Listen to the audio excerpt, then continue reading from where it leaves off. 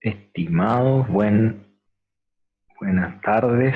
No sé si es que se ve, algo se ve, no sé, se escucha, estoy compartiendo la pantalla. Ah, súper, gracias Antonia.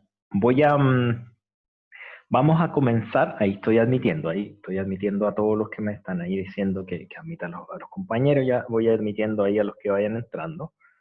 Una breve introducción, a ver si ya estoy grabando, creo que lo había hecho, sí, ya estamos grabando.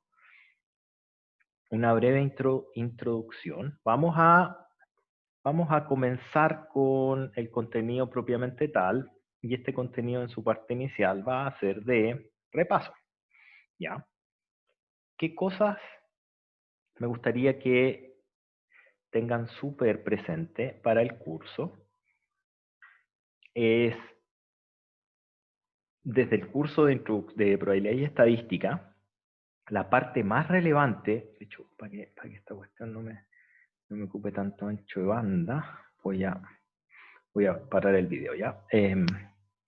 Lo que más necesitamos, lo que necesitamos más fuerte desde probabilidad y estadística es la parte de probabilidades.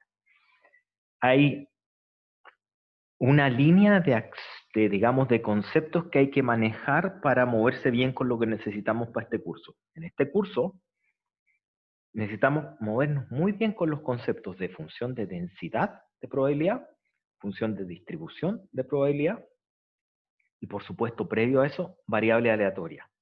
¿Por qué? Porque los modelos estocásticos, su base está en que son una familia de variables aleatorias que cambian en el tiempo, es decir, hay que conocer qué es lo que es una variable aleatoria. El tema del tiempo simplemente es un subíndice o un argumento de sub t o dependiendo del tiempo.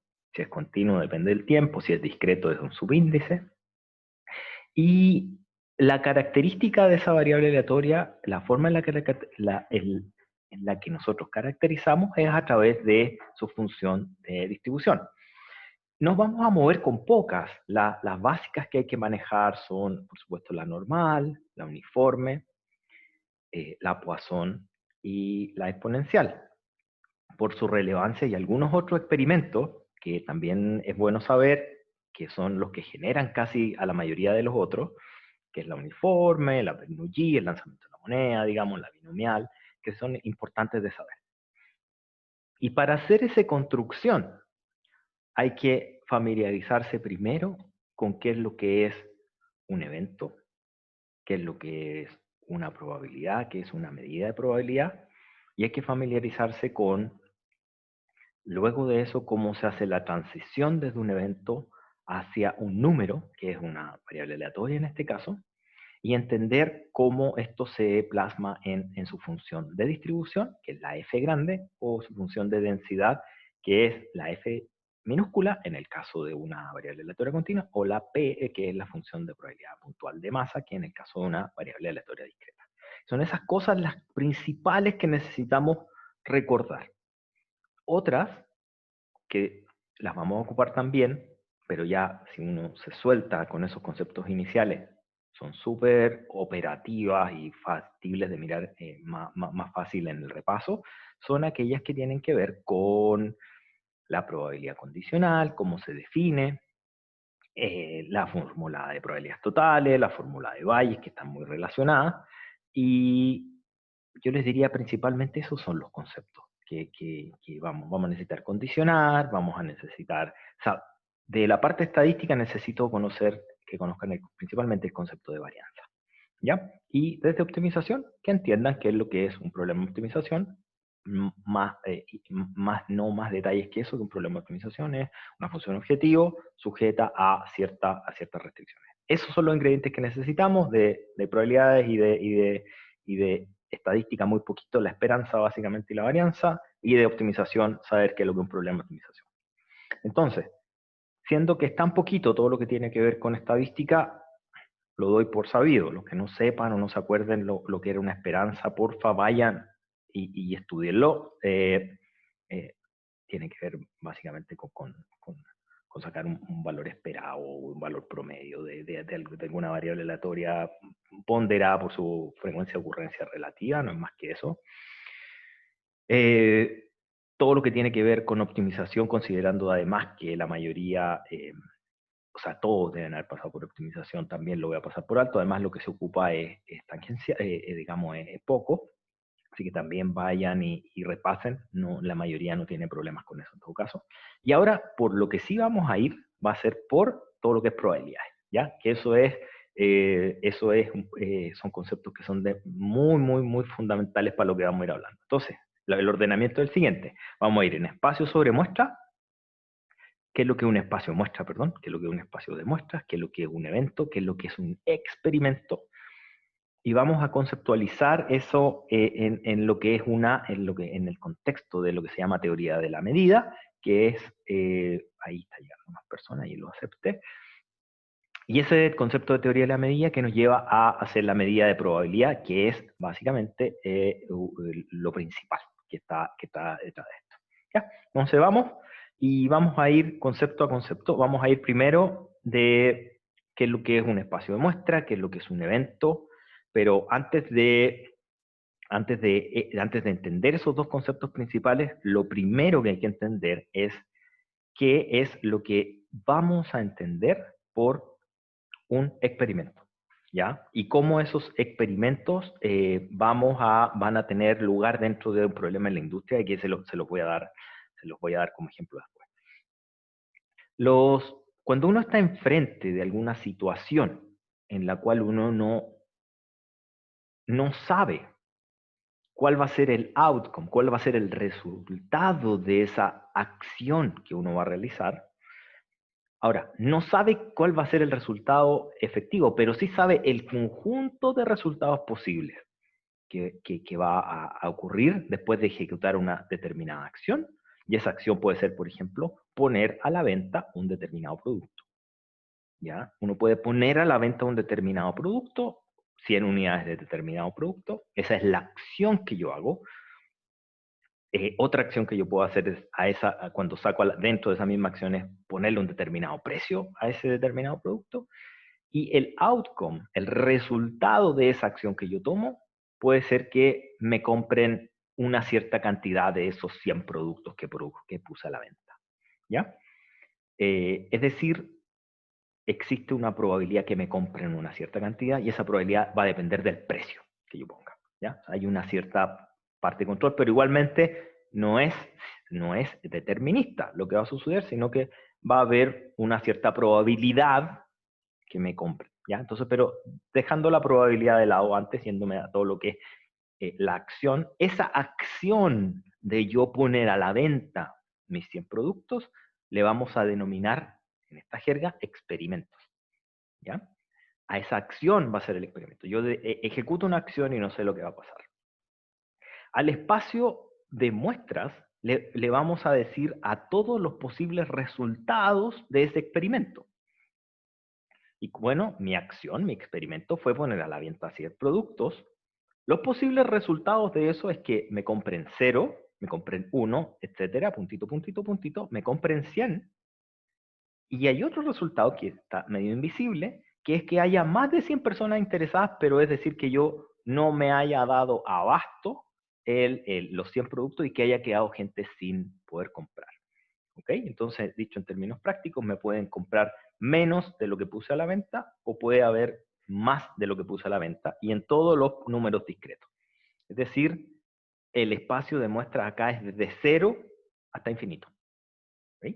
Eso es el espacio de muestras. Ahora, ¿cuál de esos números va a ser realmente el que me van a haber demandado?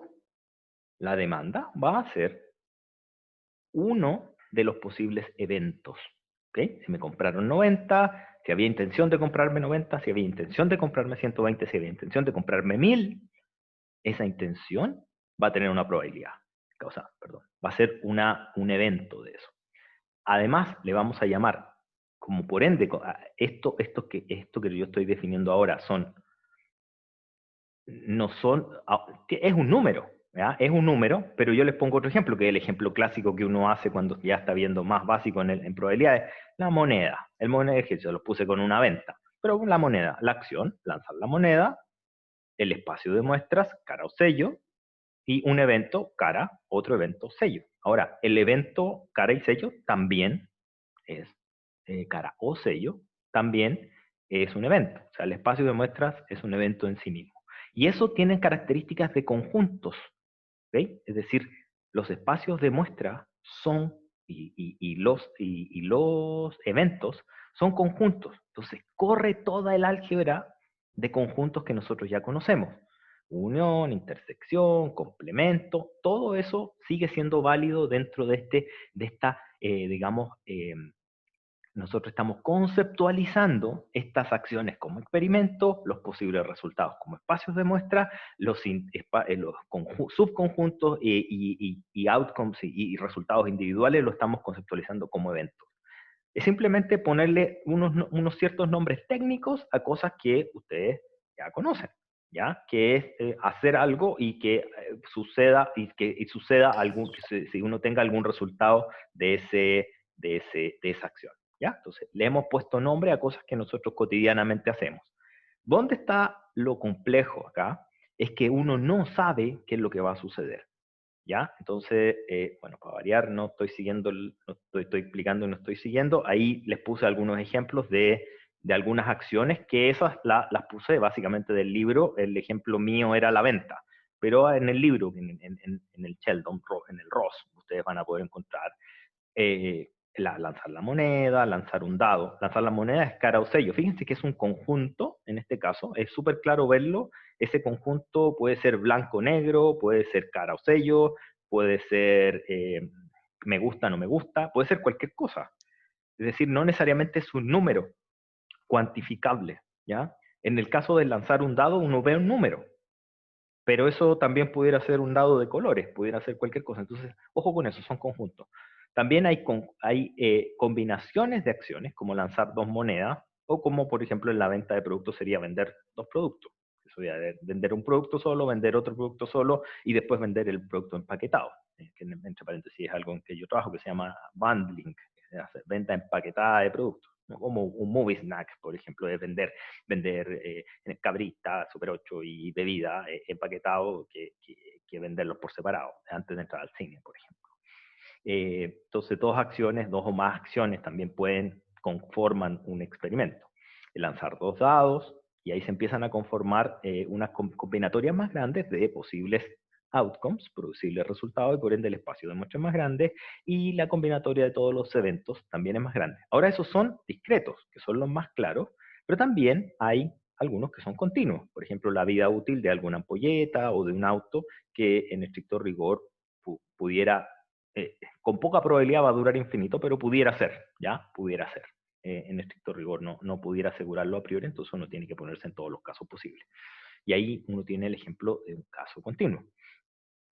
Y siguiendo en ese mismo orden de ideas, de decir, bueno, estos son conjuntos, independientemente que alguno yo les pueda poner nombres de números, en estricto rigor, todavía no estoy en presencia de una variable aleatoria, todavía no le asigno algún resultado numérico a la cara que es 0 y al sello que es 1, que ya ustedes ya lo saben, que es la de Nuyi, pero ya voy para allá, que lo bueno de pasar materia en repaso, que ustedes ya saben lo previo, saben desde antes, es que por el momento, como son conjuntos, yo simplemente los voy a tratar como tales y voy a poder, sin embargo, tener acceso y voy a poder echar mano a toda el álgebra de conjuntos para poder hacer caracterización de eventos.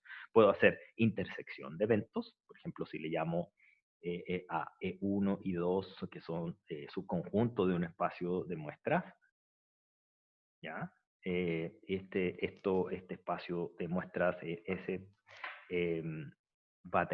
pueden tener intersección, la cual pudiera ser vacía. Va a haber unión, cuando yo conjugo las dos cosas que tengan que pasar a, digamos, el espacio, ambos resultados son sumativos, digamos, y pudiera ser, ojo, que pudieran ser que la intersección entre dos conjuntos de eventos pudiera ser vacía. Y cuando eso sucede, lo que yo hablo es que se trata de dos eventos que les vamos a llamar mutuamente excluyentes, ¿ya? Cuando son dos eventos que no tienen intersección, estos son excluyentes, ¿ok? Mutuamente excluyentes. Y eso puede suceder. Y lo otro que es relevante como para saber es que cuando ustedes ejecutan una acción, el concepto de vacío, que es distinto de cero, y por eso pongo el ejemplo de la venta generalmente, no, ustedes hacen la acción y necesariamente alguno de los outcomes, de alguno de los resultados de la acción va a suceder. O sea, ustedes ejecutan un experimento y alguno de los resultados, es decir, no es un resultado posible el que no ocurra nada. Ahora, voy sobre el ejemplo de la venta. Cuando ustedes ponen algo a la venta y no hay una compra, no es que no haya ocurrido nada. Ocurrió que la venta fue cero. Es decir, la demanda fue cero. Y eso tiene una probabilidad, que siempre a veces hay alguna confusión conceptual de que piensan que eso es vacío. Y no es así, porque fue que la demanda fue cero. Y eso tiene una probabilidad. ¿Ok? Entonces ahora vamos sobre el concepto, justamente que ya lo tiene, pero bueno, perdón, hay algunos conceptos de generalización, que ahí siempre lo pongo como E1 y E2, pero en estricto rigor uno puede plantearse familias, ¿ya? En genérico, puede pensarse familias de múltiples eventos. Esa es la forma de escribir, digamos, el término en familias, subí entre llaves y haciendo como el subíndice y el supraíndice, tal cual como en una sumatoria, que serían de E sub I con igual 1 hasta N, eventos, y estos eventos uno puede hacer la unión completa, la intersección completa, y uno generaliza eso que escribía más arriba, que es de 1 y 2. Simplemente un poquito de nomenclatura, ajustándome a lo que sale en el libro. ¿Ok? Lo otro que es relevante es que como los eventos están definidos dentro de un espacio de muestras que es conocido, es decir, que puede ser finito o infinito, continuo o discreto, de eso ya lo dijimos arriba, pero lo que sí es que esos son todos los posibles que van a ocurrir. Entonces, por decirlo así, ustedes ya saben a qué se están ateniendo y por ende, cuando uno hace el complemento del espacio de muestras, ese complemento es vacío. Es por decir el concepto de universo cuando uno está viendo álgebra. ¿Ok? Es lo mismo que un universo. O sea, para ustedes el universo es ese en un determinado experimento. ¿Ya? Y por ende, si están metidos dentro de un universo y los eventos son subconjuntos, entonces vamos a tener que si toman un conjunto y que ven el complemento de ese conjunto y lo unen con el propio conjunto, van a obtener el universo. Y por supuesto, si hacen la intersección entre el conjunto y el complemento del conjunto, van a tener vacío. Y esto no es más que hacer la asimilación desde álgebra de conjuntos de primer año. Ya no es más que eso. No estamos yendo a algo más loco. Es simplemente entenderlo en este contexto de probabilidades. ¿Ya? Entonces, punto 1, concepto básico. La formalización es casi ponerle nombre a cosas cotidianas que ustedes ya conocen. Una acción, un experimento. Los posibles outcomes o resultados de esa acción, el espacio de muestra. Todos los posibles resultados, el espacio de muestra. Y subconjuntos de esos outcomes son los eventos. ¿Ya? Así de fácil.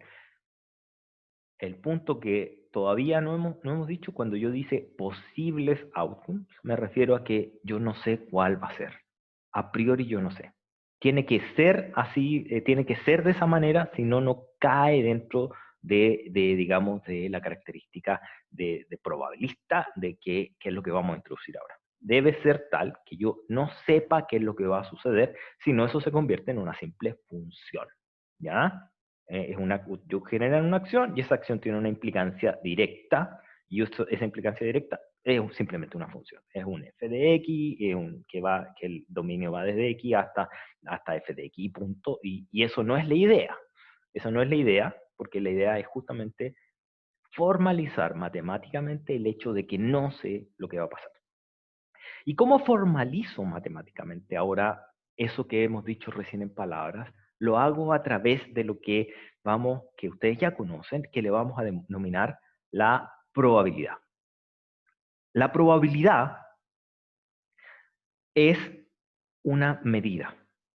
La probabilidad es una medida la cual hay muchas acepciones y depende mucho de qué escuela uno siga, si la más estocástica, la gente que viene más de todo lo que viene más del mundo estadístico, de aprendizaje estadístico, la gente más matemática, de probabilidades, pero desde mi punto de vista, más orientándome a la docencia, la acepción más digamos, que uno digiere de manera más fácil respecto de la probabilidad, más que entrar en todo lo que tiene que ver con teoría de medidas, sigma álgebras y toda la matemática que hay detrás, que por demás uno estudia cuando hace doctorado o magíster y eso, es la acepción del tipo frecuencia, de la acepción de entender una probabilidad como la frecuencia relativa respecto de la ocurrencia de un determinado outcome o resultado o conjunto de outcomes o resultados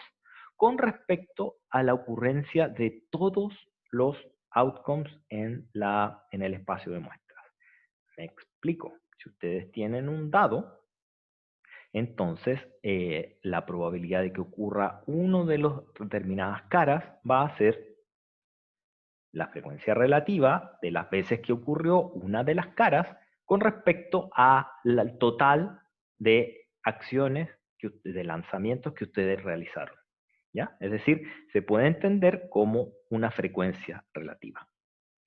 Y eso es válido para el dado, para una carta, para algo continuo como el auto, para la venta que les dije antes. Es decir, si ustedes están vendiendo todos los días, entonces ustedes pueden calcular la frecuencia relativa de vender 10 con respecto, y también pueden calcular la frecuencia relativa de en un determinado día vender 100. Y eso les va a dar el patrón de ventas. ¿Ok? Y ese patrón de ventas es aleatorio, ustedes no lo saben, pero pueden a través de la historia saber esa probabilidad y estimarla como una frecuencia relativa. ¿Ya? Entonces es como la acepción más habitual. Entonces, de tan solo esa acepción frecuente de frecuencias con base a frecuencias, uno puede sacar las principales propiedades matemáticas de una probabilidad. La primera es que cualquier evento, como es una frecuencia relativa a un espacio de muestras completo, necesariamente un evento que es un subconjunto del universo, del espacio de muestra, su probabilidad no va a superar nunca 1 y tampoco va a ser menor que 0, no va a ser negativa, sino que va a ser entre 0 y 1. Esa es la propiedad más clásica de esta y consecuencia de esta explicación que es la que más me gusta, que basada en frecuencia. Y lo otro es que si uno se va a todo el espacio de muestra, es decir, si uno dice, mira, ejecuté el experimento de la venta y pregunto, ¿cuál es la probabilidad que la venta esté entre 0 y infinito? Bueno, la probabilidad que la venta esté entre 0 y infinito es 1, porque alguna de esas posibilidades va a pasar, alguna va a pasar, entonces tengo la certeza de que alguno de los espacios de muestra va a pasar, y por ende la probabilidad del universo, por decirlo así, va a ser 1. Y la probabilidad de que no ocurra nada, como ya les había dicho, es nula. Y debe ser así para que esté bien definida la probabilidad. Y así es que eso no está definido de esta manera. Si es que ustedes no tienen estas propiedades, en realidad ustedes no tienen bien definida la probabilidad. ¿Ya? Si es que eso no está bien definido, no se pueden extrapolar ninguna de las propiedades que ustedes ya vieron en probabilidad y variable aleatoria. Debe ser de esa manera. ¿Ok? Y algo que es directo de estas tres primeras propiedades, de la 1, la 2, y la 3i, es que, por supuesto, si ustedes, dado que estamos normalizados entre 0 y 1, es que si ustedes tienen la probabilidad, quieren calcular la probabilidad de un determinado evento, pero no la tienen, pero sí tienen la del complemento, va a ser directo sacarla a través de, como existe esta normalización, va a ser directo sacarla a través del complemento, hacer la probabilidad de E igual a 1 menos la probabilidad de complemento de E. ¿Ya? Esta propiedad es directa de estas tres primeras, y lo que uno puede hacer simplemente, lo que uno hace en la propiedad 4i, es que uno formaliza algunas ciertas propiedades que se pueden ya generalizar más allá de estar usando E y S solamente, sino que si uno dice, por ejemplo, que tiene una familia de eventos que no están, que no tienen, digamos, intersección, que son mutuamente excluyentes, que uno los une, entonces la probabilidad de que ocurra la unión de esos, uno puede sumar las probabilidades individuales de cada evento, que es lo que está en esa ecuación que está ahí. Ahí les pongo un ejemplo de el dado, que son excluyentes de las caras, entonces por la probabilidad que ocurra uno de ellos y después la probabilidad que ocurra tres de ellos en forma, digamos, en la unión de ellos va a ser igual, digamos, a la suma de un sexto y un sexto, ¿ya? Que es 3 sextos, que es igual a un medio. Entonces, esos son, digamos, las bases de todo lo que es probabilidad. Sé que hicimos como 6 clases de las que ustedes ya tienen en el cuerpo en unos pocos minutos, 20 minutos, pero justamente estamos viendo un repaso, así que por eso que lo estoy viendo así de rápido. Igualmente está abierto el micrófono, acuérdense, pueden hacer preguntas cuando quieran, pero estamos repasando, estamos revisitando conceptos que ustedes ya conocen, que simplemente se los quiero poner en términos digamos, más coloquiales y más cercanos para lo que vamos a ir utilizando en el curso. ¿Okay? Vamos sobre un segundo concepto, que es el concepto de probabilidad condicional. Y el concepto de probabilidad condicional es una definición. Hay muchas veces que algunos alumnos se ponen yendo más allá de la filosofía, pero de por qué tiene esta forma la ecuación y por qué. Yo lo que quiero transmitirles más bien es que cuando entremos al concepto de probabilidad condicional, lo más fácil es partir haciendo la explicación a través de digamos, la ocurrencia de los eventos pensado desde la teoría de conjunto. Entonces, cuando uno lo piensa desde la teoría de conjunto, que es lo que estamos haciendo ahora, sale más fácil entender por qué esa definición es así. Pero insisto, no es que haya una deducción de por qué es una probabilidad condicional, sino que es una definición. ¿Ya? Es decir, cuando vean un igual más abajo, en realidad ese igual va a tener 3 palitos y no 2 palitos horizontales, sino que es una definición.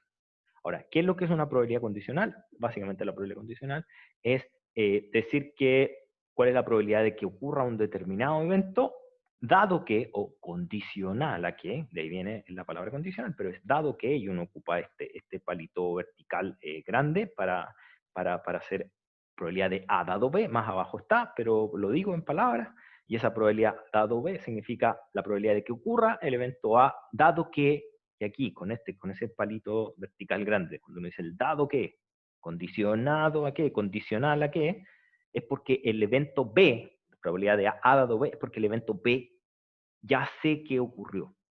¿Ya?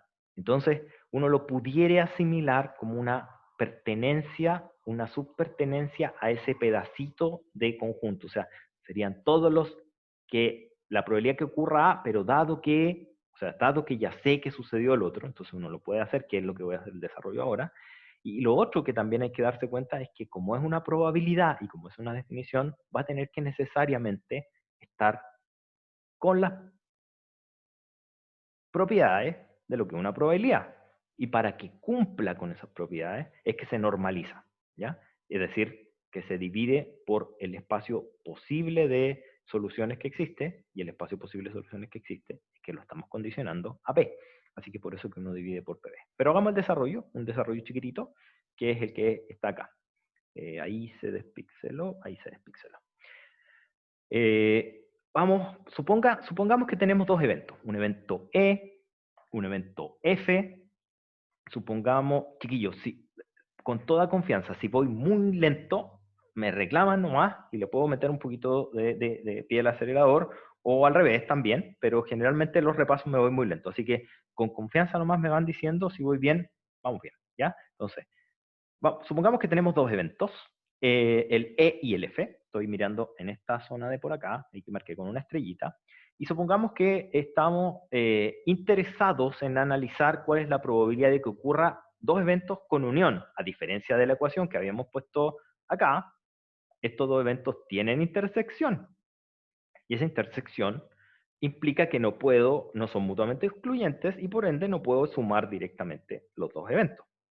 Ahora, lo que se hace es típico, es que uno toma esta unión, calcula la probabilidad de que ocurra el E, calcula la probabilidad de que ocurra el F, y le resta ese pedacito que está churado ahí, que ahora lo estoy pintando en rojo, se lo resta porque está sumado dos veces. ¿Ok? Esa es la forma en la cual uno indirectamente procede para hacer esa estimación. Otra forma, que se las dejo que está en el libro, pero yo les voy a hacer el análisis de A3, está en el Introduction to Probability Models de Sheldon Ross, ¿ya? Que es la siguiente. Si ustedes quieren hacer exactamente el mismo ejercicio ahora, pero para tres conjuntos, supongamos que son el evento A, el evento B y el evento C, ustedes dicen, ah, ok, tienen en la zona churada acá, en la rojita, en la zona churada acá, en la zona churada acá, que es esta rojita, y los puntos del medio, hay intersección entre los tres. Entonces, nuevamente, con el mismo razonamiento, uno puede decir, bueno, sumo todo el A, sumo todo el B, sumo toda la probabilidad del C, pero para poder hacer la subtracción de aquellos que están dos veces, resto todos los de pares con el mismo procedimiento de cuando era de a pares. Entonces, resto la parte de A con B, resto la parte de A con C, resto la parte de B con C, A con B, A con C, B con C, las resto, pero ahora me pillo con la mala cosa de que como las resté, voy a tener que agregar esa parte de en medio, esta zona de aquí en medio, porque la resté, digamos, entonces voy a tener que agregarla. Y ahí, entonces uno procede con agregar la intersección entre las tres. ¿Ok? Esto se puede generalizar a n conjuntos y está hecho el desarrollo. No es la idea que lo memoricen, acuérdense que por lo menos en la primera parte vamos a hacer tareas, así que ustedes pueden revisitarlo, pero sí empiecen a familiarizarse con el álgebra que hay detrás de esto. No es muy grave, es que uno simplemente empieza a preguntarse qué pasaría si hay 4 conjuntos, 5 conjuntos, y uno lo puede hacer por inducción. Ya nos vamos a familiarizar o volver a familiarizar con las demostraciones de inducción cuando entremos a hacer análisis de las filas, colas más simples, cuando entremos a la exponencial y a Poisson. Pero quedan un par de clases para eso todavía, pero les pido ahí, vayan al libro, vayan al Ross y echen una miradita. ¿Ok? Entonces a eso me refería con este punto que está acá. ¿Ya? Que se los dejo como tarea para estudiar. Después de eso, ahora sí, habiendo definido, digamos, habiéndonos familiarizado con cómo separar, digamos, la probabilidad de unión de cosas y también y conceptualizando ya gráficamente la unión, la intersección y cómo puedo reaccionar a través de probabilidades, es que vamos a entrar en el concepto de probabilidad condicional nuevamente, que es lo que les definía al inicio. La probabilidad condicional es una definición para calcular la probabilidad de algún evento, dado que ya otro evento yo sé que ciertamente ocurrió. ¿Ya? La nomenclatura para hacer esto es la siguiente. Es la probabilidad del evento que yo quiero evaluar, el E, este palito que está acá es el dado que, y el F es lo que yo sé que ya ocurrió. Es decir, la probabilidad que ocurra E, dado que ya ocurrió F. ¿Ya? Y la forma en la que se define, y es aquí donde yo siempre le agrego este palito, esta es una definición, es que se calcula la probabilidad de esta intersección que estoy marcando acá en color rojo, ¿ya? Se calcula la probabilidad de esa intersección y se normaliza por el conjunto en el cual yo sé que está inmerso, porque en el dado que está subyacente la idea de que hay un nuevo universo que yo estoy evaluando, que es el hecho de que yo estoy preguntando el dado que condicionado al evento F.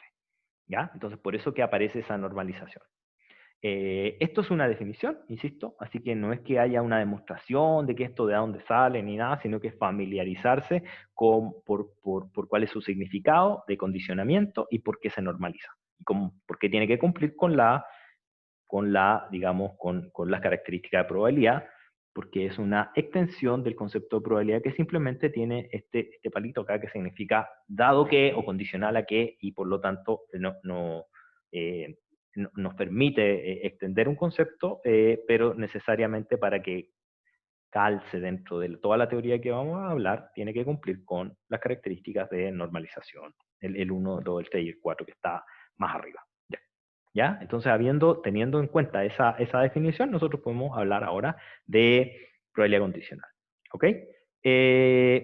Lo otro que es relevante, que hay algunas cuestiones que salen directo de la, digamos, de la definición y de observar cuando los eventos son excluyentes, que es que si uno tiene dos eventos que tienen digamos, intersección nula, es decir, que son mutuamente excluyentes, cuando uno quiere calcular la probabilidad que, digamos, la intersección, ahora no la unión, uno puede calcular la probabilidad de que ocurran ambos como la multiplicación de ambos, ¿ya? Porque sale directo, digamos, de la definición anterior, pero para no ir en definiciones circulares, quiero decir que cuando dos eventos son independientes, es decir, que no tienen intersección, cuando el E y el F yo lo había dibujado con intersección, pero ahora si yo los dibujo así, entonces la probabilidad de que ocurra E dado F, como no hay intersección posible, simplemente es la probabilidad de E. ¿Ya? Eso es directo, es algo que conocen, pero tengo que repasarlo. ¿Ok? Chiquillos, antes de entrar a Valles, preguntas, porfa, con confianza. De todo, pregunta ya más directa de esto, ¿se acordaban bien o es chino hasta el momento no se acordaban de nada? Lo pasaron hace mucho tiempo. ¿Hace cuánto tomaron, más o menos? Si tírense en semestre, ¿hace cuánto pasaron probabilidad y estadística en promedio? ¿Te acuerdas bien, Ismael? Súper. Ya lo pasaste hace mucho. Todo bien, 2 semestres, casi 2 años algunos, 2 semestres. Eh, cambiados de universidad, 2 semestres, 4 semestres, casi 2 años. Hay de todo, ¿ah? Hay de todo. Semestre pasado. Ya, ya, súper. Vamos, gracias. Ahí está como bien heterogéneo. Así que, chiquillos, hasta este punto, los conceptos, eh, los conceptos son súper, digamos, directos. Es como bien directo todo lo que tiene que ver con asimilar una acción, con asimilar un conjunto. La teoría de conjunto es bastante simple, intersecciones de clase y de tercero medio, o sea, complemento y cuestiones, nada grave. Eh, más que yo, más que ejercicios, que tengo harto, tengo harto, y se los voy a copiar, se los voy a copiar, una base de ejercicios que hicimos me acuerdo con el profe Ewald hace unos semestres, se los voy a enviar, no hay problema, pero no quiero que digamos, eh, gasten tanto tiempo en a veces en todo, porque esta cuestión tiene mucho de álgebra de detalle, y en esa álgebra de detalles a veces uno se pierde un poquito en qué es lo que es relevante para el curso, ¿ya? Hay cosas algebraicas que yo quiero que se familiaricen, como una demostración de por qué, digamos, demostración, digamos, por inducción, el álgebra de conjuntos básicas, pero esas cuestiones o sea, ya las traen tan de base del colegio casi, que no me preocupan. A mí lo que sí me preocupa, Juan Jacobo, sobre todo, es el tema conceptual que hay detrás. ¿Ya? El tema conceptual que, digamos, que vayamos, que quede clara la caída desde la definición de probabilidad hasta la función de distribución y función de densidad, ya sea F o P, dependiendo si es discreta o continua. ¿Ya? Entonces, esa conceptualización, porque lo otro es más bien, digamos, funcional. Les envío, no hay problema, se los voy a colgar, le voy a pedir permiso a Ewell, que está con la letra de él, a pesar de que los hicimos en conjunto, pero él los pasó en limpio con su letra, y le voy a pedir permiso a él y se los cuelgo, no hay problema. Hay harto ejercicio y todo, así que me ha encantado, ¿ya? Pero insisto que eso, léanlos en esa perspectiva, no tanto en la perspectiva de que o les vaya a preguntar eso en forma directa, no, sino que para soltar la mano y para soltar, para refrescar conceptos. Ok, vamos ahora. Yo diría, desde mi opinión personal, que desde este punto para adelante, que Valles hacia adelante, se pone un poquito más complejo que tan un poquito, y va increciendo, va incrementando la dificultad desde aquí para adelante. Lo de aquí para arriba era fácil de agarrar y recordar con palabras, porque es un experimento, una acción, ya un verbo. El espacio muestra el universo y los eventos son los posibles resultados y si los junto todos son el universo de nuevo. Ya, no hay mucha gracia. Pero de aquí para adelante ya hay que empezar a acordarse de cosas. Ya hay que empezar a integrar conocimiento y de tratar de entender de qué es lo que estamos hablando. La fórmula de Valle sirve para cosas súper relevantes. Hay todo un área digamos, de estudio, que hay gente que se dedica a esta cuestión, sobre todo ahora que estamos con este tema de la pandemia, la gente que estudia sobre todo, digamos, análisis de población, toda la gente que trabaja en el censo, esto todo es una familia de estudios lo que deriva de la fórmula de Bayes, y para qué decir lo que viene después. ¿Ya? Entonces, de ahí para arriba, conceptual, suelten conceptos, suelten mano entre comillas, sino que más ajusten conceptos, pero de aquí para adelante ya hay que empezar a poner un poquito y en forma incremental un poquito más de atención sobre de qué se tratan las cosas. Fórmula de Bayes. ¿Ok? Vamos a hacer un desarrollo, al igual que en el caso de la condicional, para ver cómo a través del álgebra de conjuntos definimos la condicional. Acá vamos a hacer lo mismo. Para pasar la fórmula de Bayes, vamos a partir desde una construcción de conjuntos para poder caer en la fórmula de Bayes y explicarla con algún experimento. Entonces, la forma es la siguiente, para que no se pierdan, y yo tampoco, ahí me acuerdo. La fórmula es la siguiente. Vamos a hacer una construcción en base a eventos, ¿ya? Porque hay muchos profesores que lo ven con base directamente en variables aleatorias. Yo prefiero verlo en eventos porque queda más claro gráficamente. Y por demás que en el libro me apoya mucho a lo que yo también tenía pensado, que en el libro también está así. Está explicado primero con eventos y no está explicado y después lo replican simplemente en variables aleatorias. Así que veámoslo con eventos. Vamos a hacer una construcción con eventos, vamos a ir por probabilidades totales, su significado, el significado de probabilidades totales, y de ahí vamos a caer a Bayes. ¿Ok? Entonces, hay una pregunta, súper. Profe, que dos eventos sean ¿es lo mismo que sean... Sí, que dos eventos sean mutuamente excluyentes significa que son independientes. Sí, gracias, José Tomás. Ahí, puesto en eventos que no tienen intersección, ese que no tengan intersección se llama mutuamente excluyentes, y por ende, cuando ya uno se pasa al mundo de las probabilidades, es que hay una independencia. ¿Por qué a veces no se nombra en eventos? Porque uno suele hablar que los eventos son mutuamente excluyentes y que las variables aleatorias son independientes. Es un tema de nomenclatura solamente, pero sí es lo mismo. Por detrás está lo mismo. ¿Ya? Eso. Vamos, con lo anterior, fórmula de Bayes, vamos a hacer la misma introducción. Y mira, acabo de mirando acá, este mono está al revés. Disculpen, ahí, eso está al revés, este mono. ¿Ya? Entonces, supongamos que tenemos dos eventos, el evento E y el evento F, con intersección no nula. Es decir, hay un pedacito aquí de intersección entre los dos. Y este pedacito de intersección entre los dos implica que, digamos, se nos pone compleja la forma de estimar cualquier cosa al respecto, pero uno puede hacer la siguiente abstracción. Supongamos que queremos reconstruir E a través de su relación con F. Entonces, una forma de hacerlo es sacar la intersección, el pedacito, digamos, no sé cómo dibujarlo, pero es como una cosita de fútbol americano, por ejemplo, decirlo así. Eso que está aquí, marcado en rojito acá, con una churada en diagonal, eso sería la intersección, y por eso que borré esto de acá abajo, porque está al revés.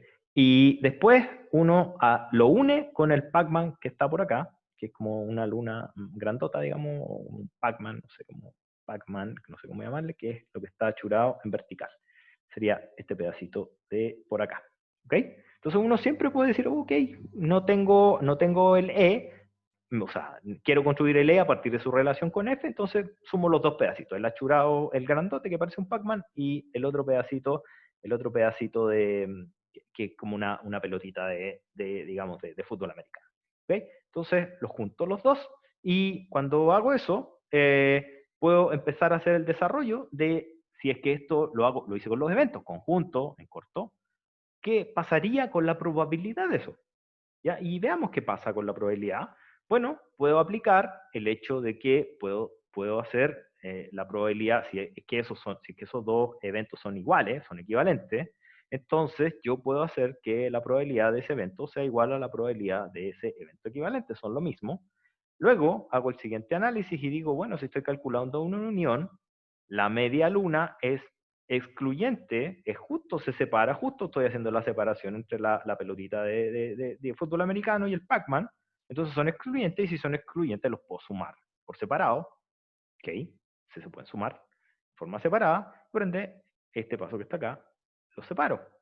Y luego, cuando estoy viendo a la intersección, puedo hacer uso en este paso de acá, hago uso de la probabilidad condicional. Ya, hago uso de la probabilidad condicional cuando estoy haciendo este paso. Bueno, haciendo simplemente de regla de 3, digamos, separando esto que está acá, digamos. O sea, puedo calcular la intersección a través del dado que por el conjunto que normaliza. Y si lo pongo en estos términos de acá, me queda entonces la probabilidad condicionada de que ocurra E, dado que ocurre F condicionado a F, por la probabilidad de F, la probabilidad de E condicionado al complemento de F, por la probabilidad del F complemento. Esto que pudiera parecer un constructo tan, digamos, tan extraño, un constructo tan, digamos, artificioso, no es más, y uno lo pudiera entender, más que como un promedio ponderado, chiquillos, no es más que eso. Esto es como cuando uno calcula las notas de cuando uno está en clase, bueno, usted es su caso diario, pero uno calcula la nota y quiere saber el promedio ponderado de la nota sabiendo que los controles pesan no sé cuánto, las tareas pesan no sé cuánto y los pruebas no sé cuánto. Y uno dice, bueno, tantos de estos, la probabilidad de que sea prueba, la probabilidad de que sea control, la probabilidad F, la probabilidad F complemento, si todos solo tenemos control y prueba. Y no sé, pues una es 20, la otra 80, y calculo la probabilidad de la nota, digamos, la probabilidad digamos, de que sea evaluación de control dado que estoy en un conjunto más grande, por ejemplo. Entonces, es como ¿cómo yo puedo sacar una probabilidad relativa? Bueno, a través de la ponderación relativa de las partes. Es decir, como yo puedo sacar la probabilidad de E, como puedo sacar la probabilidad de E a través del Pac-Man, la suma ponderada del Pac-Man con la pelotita de fútbol americano. ¿Ok? No es más que eso.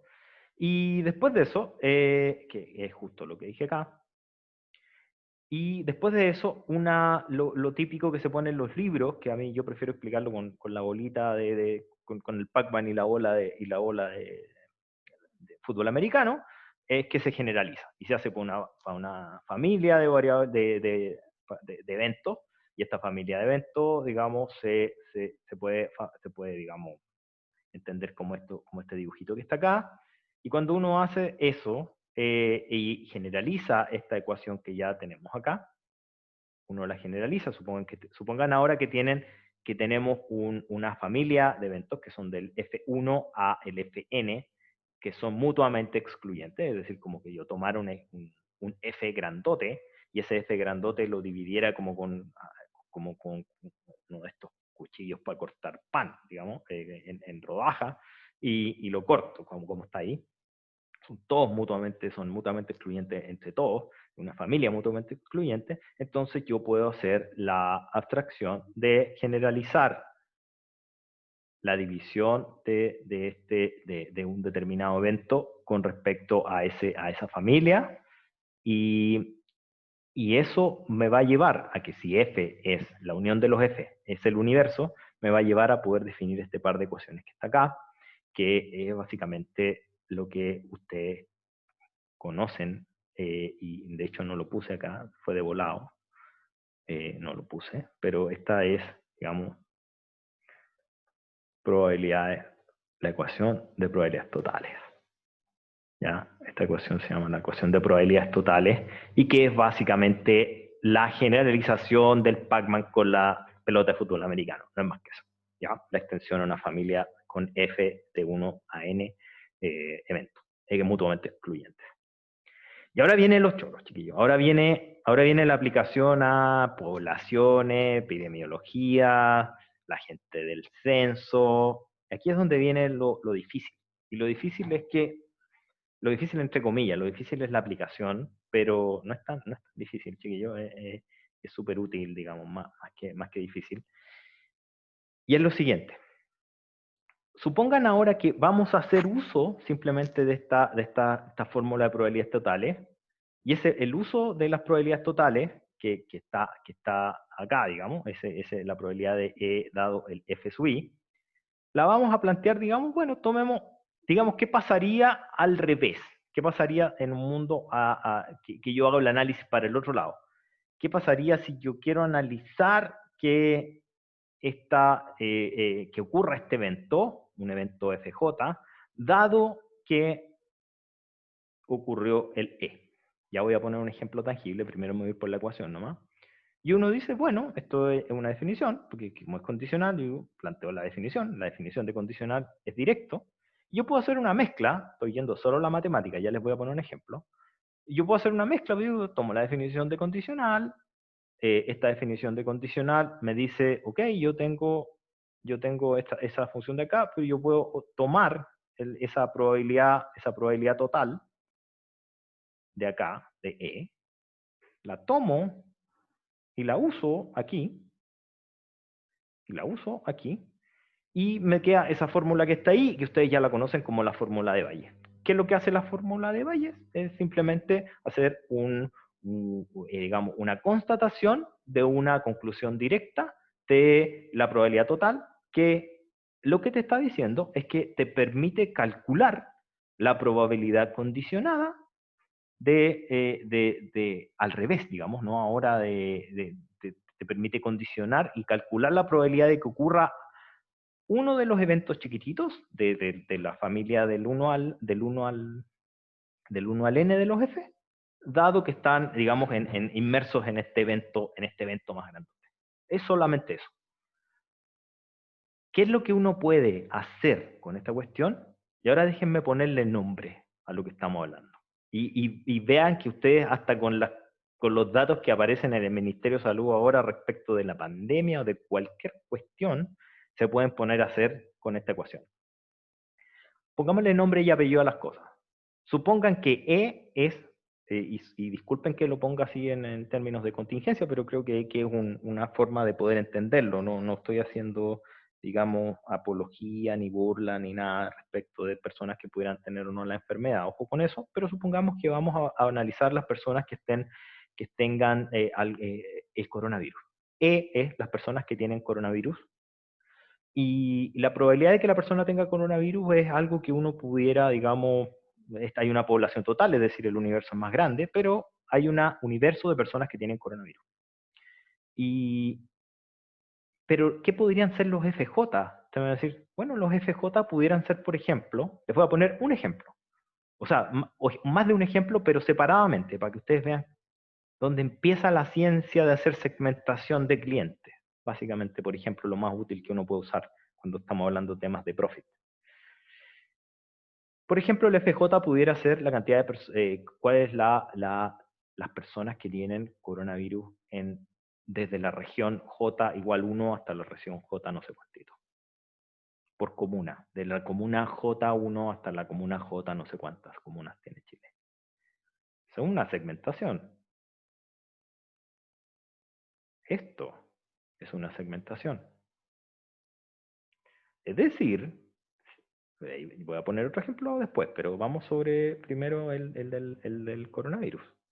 Es decir, yo puedo calcular la probabilidad de que la región de Aysén o cualquiera otra, la cantidad de personas que tengan coronavirus en la región de Aysén, dado que en el país han ocurrido no sé cuántos casos, y lo puedo calcular a través de una abstracción de la información que yo tenga respecto del país completo. Porque aquí entran en juego todas las demás comunas o regiones o lo que sea que estemos analizando, ciudades, y también entra en consideración el país completo.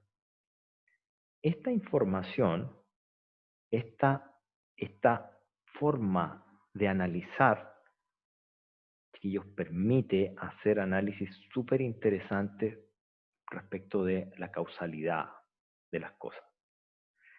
Análisis súper interesante respecto de cómo se distribuyen geográficamente las cosas. Les cambio la definición de segmentación. Supongan que J ahora no es región. Supongan que ahora J es rango etario. La cantidad de personas con coronavirus que tienen entre A y B años, entre B y C años, entre C y D, etc. Nuevamente, separación, agrupación, causalidad, y se mezclan. Y ahora ustedes pueden segmentar, analizar en forma segmentada cuáles son las probabilidades. Y ahora lo vuelvo a negocio.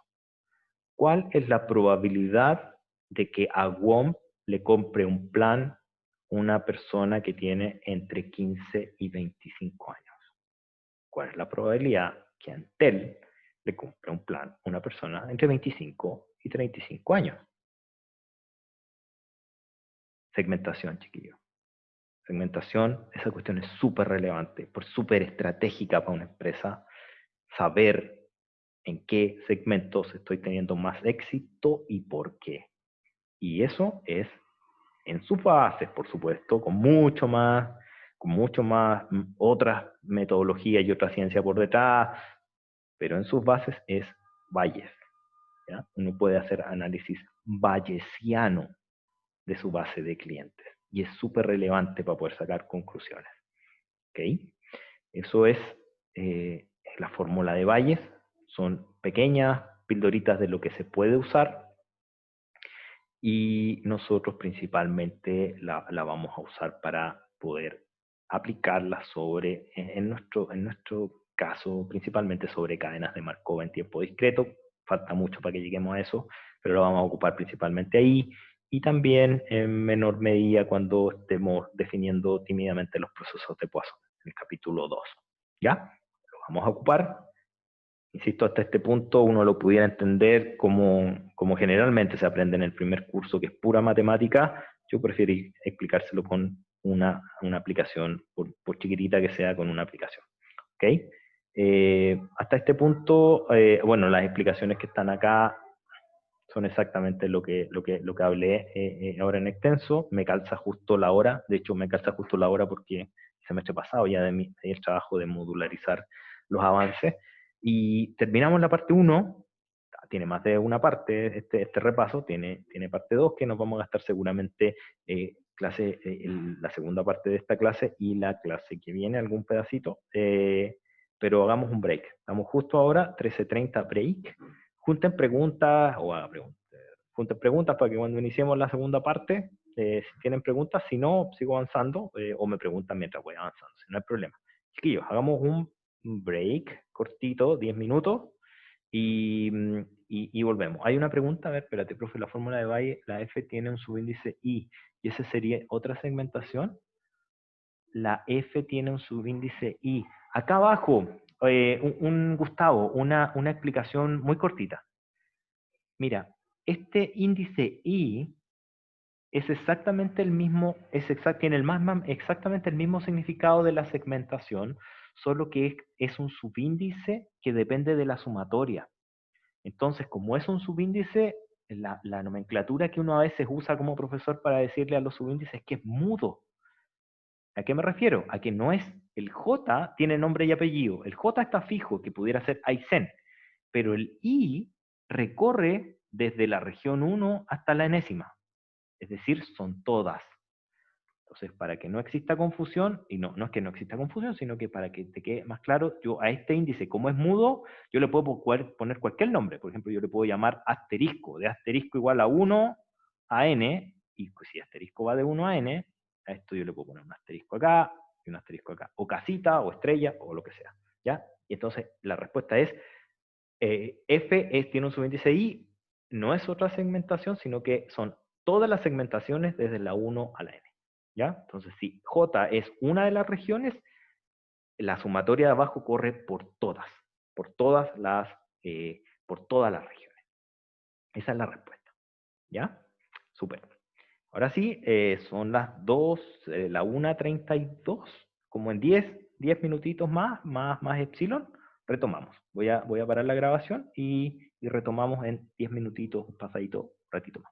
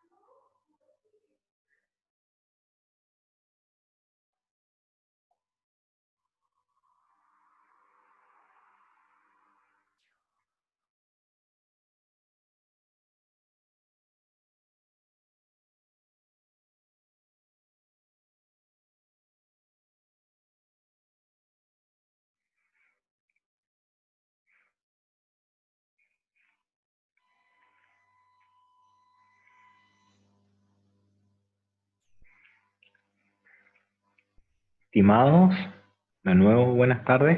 Porfa, a ver, tengo el audio arriba, ¿sí? ¿Me escuchan? ¿Se ve la pantalla? Súper, súper, espectacular. Gracias, gracias, chiquillos. Vamos ahora a hacer la transición a un tema que tiene que ver con la evolución natural de los eventos. Cuando uno, ahí, espera, que estaba pegándole al micrófono, ahí sí. Cuando uno tiene eventos, eh, tiene una cierta gama de operatoria que, digamos, no está mal, tiene toda la operatoria de conjuntos a su disposición.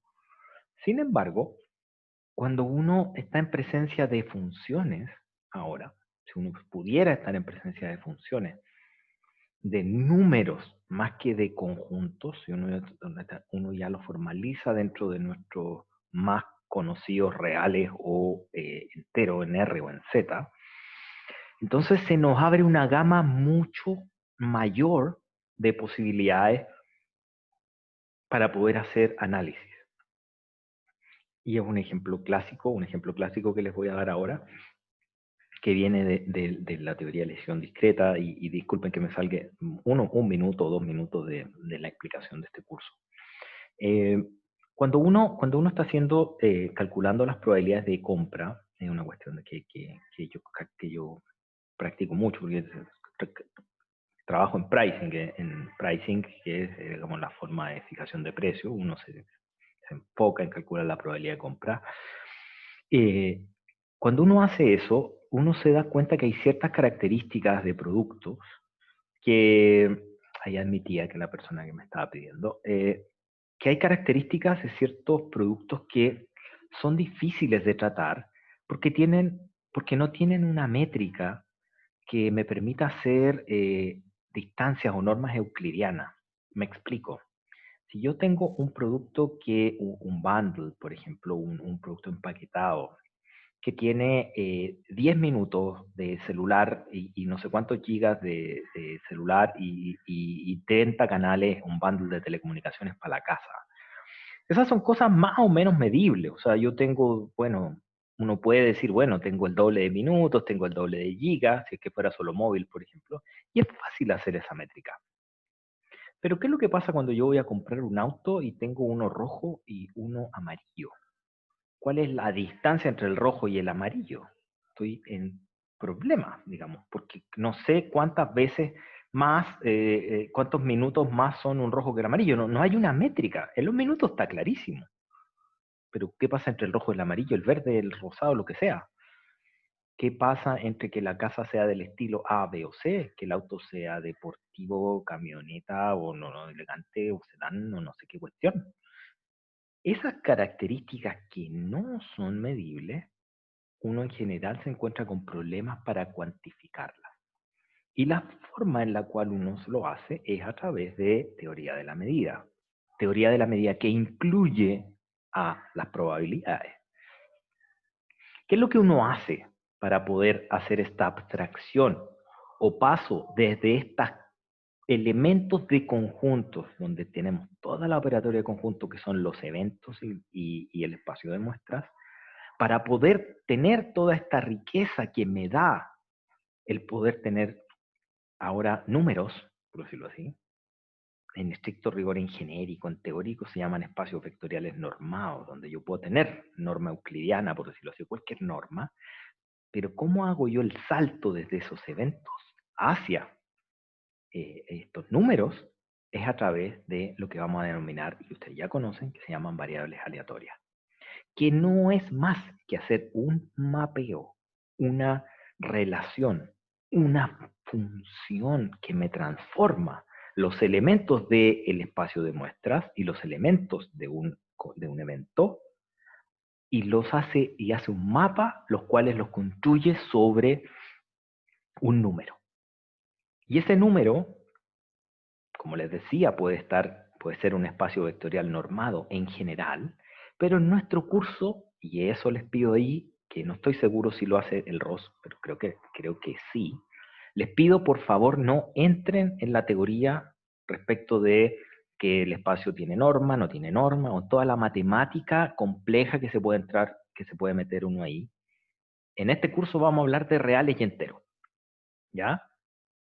No nos vamos a salir de R ni de Z, ¿ya? Así que cuando yo digo variable aleatoria, va a ser continua en R o discreta en Z. A lo más voy a hacer la separación entre naturales y los positivos y los negativos, que es Z, o si es real positivo o si es real real, ¿ya? O sea, lo más vamos a hacer ese tipo de distinción, pero en general vamos a estar hablando de naturales o de Z y de R, ¿ya? No entren en el detalle de espacios vectoriales de norma, ni cómo se define la norma, si es que te sirve la euclidiana, si te sirve la Manhattan, si te sirve la norma 3, la 4, la N, no tengo idea. ¿Ya? Reales y Z. Entonces, la ventaja de esto, de este mapeo que vamos a hacer, de esta relación biunívoca que vamos a hacer entre el espacio de muestras y un número, el número, plasmado en un número, le vamos a llamar variable aleatoria. De nuevo, ¿cuál es la gracia de tener un número ahora, una variable aleatoria? ¿Cuál es la gracia de tener una variable en vez de un elemento de un conjunto? Es que ahora sí puedo manejarme con toda la maquinaria que me trae el cálculo y no solo el álgebra. Antes teníamos álgebra de conjunto, súper limitado, pero ahora tengo el set de herramientas, se me abre toda la maquinita de herramientas del cálculo. Y eso nos permite hacer análisis mucho más profundo. ¿Y de qué se trata esta primera parte, que es la parte conceptual? ¿De qué se trata hacer una variable aleatoria? Es que ustedes tomen todos y cada uno de los elementos de un espacio de muestras y los conviertan en un rango numérico en los reales, o en los mismos reales, o en un rango numérico o en los mismísimos enteros. ¿Ya? Cuando uno está en presencia de un evento aleatorio o un espacio de muestras, que es un conjunto continuo, uno va a dar lugar a variables aleatorias continuas. Cuando uno está en presencia de un espacio de muestras discreto, enumerable, ¿okay?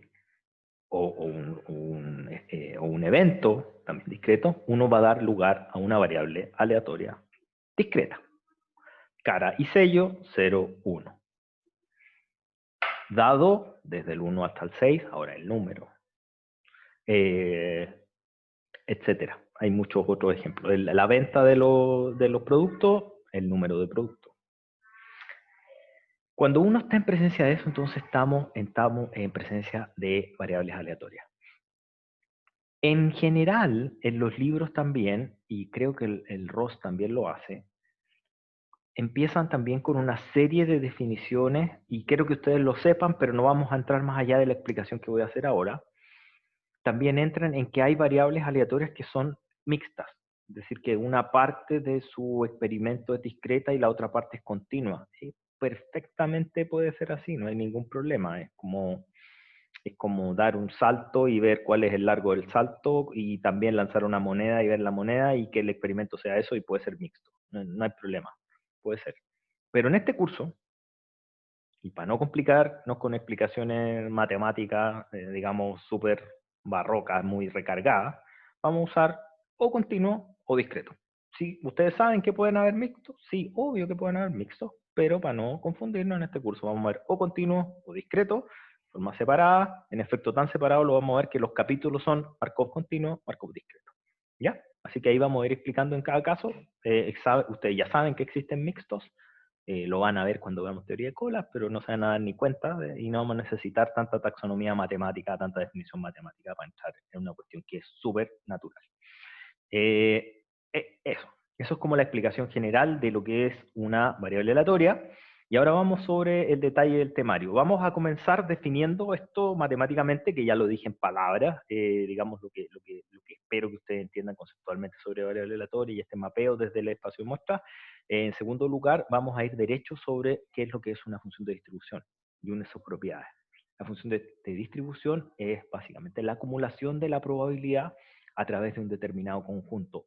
Y aquí sí que estoy seguro que el Ross se da una vuelta muy, muy larga con los espacios de Borel que se llaman. Y en vez de hacer sumatorias entre menos infinito y más infinito, dice que va a ser una integral de Borel y no sé qué, y se da una lata gigante de como 10 hojas de hablar de espacios de Borel. Chiquillos, simplemente se lo saltan, ¿ya? Porque este curso es de industrial aplicado y vamos derecho, no, que yo creo que vayamos derecho al negocio. No vamos a gastarnos tiempo en matemáticas. Si quieren hacer que a todos los que hemos hecho un doctorado nos toca hacerlo, hacer esa parte teórica, toca hacer el doctorado. Y podemos seguir desarrollando teoría y eso. Pero no es el objetivo del curso. El objetivo del curso es que vayamos a las aplicaciones de negocio lo más rápido posible. Así que toda esa parte de por él se la saltan. ¿Ya? Ojo con eso, que se lo voy a poner hasta aquí para que no, cuando vean si es que ven cuando vean esa integral así con un circulito y sobre B, eso no. ¿Ya? Eso no. Ok, después vamos a que entendamos lo que es una función de distribución sobre los reales o sobre los enteros. No más, ¿ya? No más, no nos vamos a salir de ahí. Vamos a ir sobre la definición de variable discreta. En particular, vamos a caer sobre qué es lo que es la función de densidad en su versión discreta, que se llama la función de probabilidad de masa, que es la función P. ¿Ok? Después de eso, vamos a ir sobre algunas que son las más importantes, que son la Bernoulli, la binomial. La Bernoulli es la moneda, la binomial es una extensión de la moneda, la geométrica otra extensión de la moneda, y la Poisson, que ya les digo de dónde viene, y que viene la binomial en realidad, ahí mismo sale, que nos permiten, digamos, llegar rápidamente a lo que es Poisson, que es una de las mejores, una de las formas más útiles y generalizables que permite caracterizar el comportamiento de personas, ¿ya?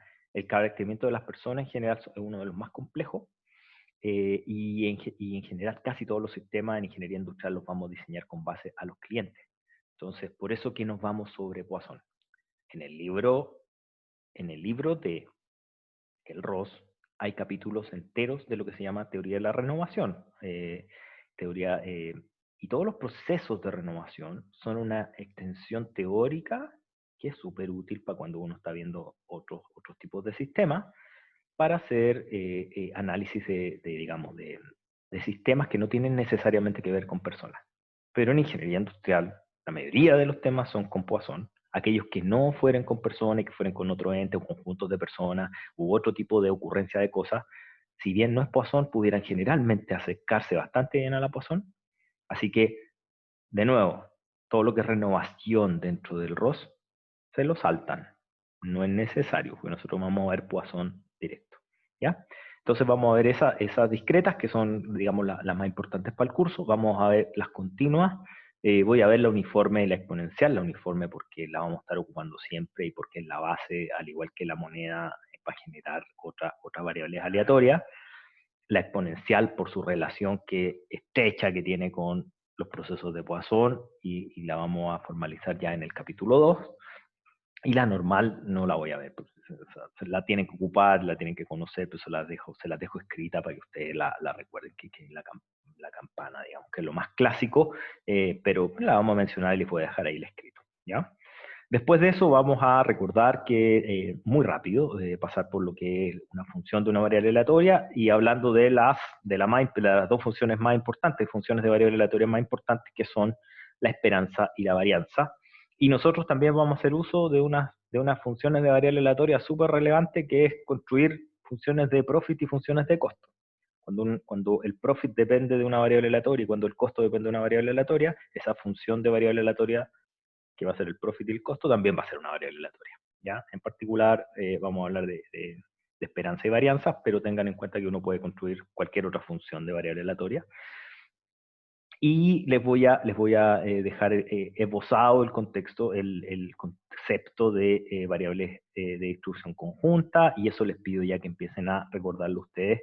Les voy a dejar un archivito extra para que lo vayan leyendo, no es por extensión, pero tienen los conceptos para ir recordando, que tiene que ver con las conjuntas y eso, y con la operatoria de las distribuciones conjuntas.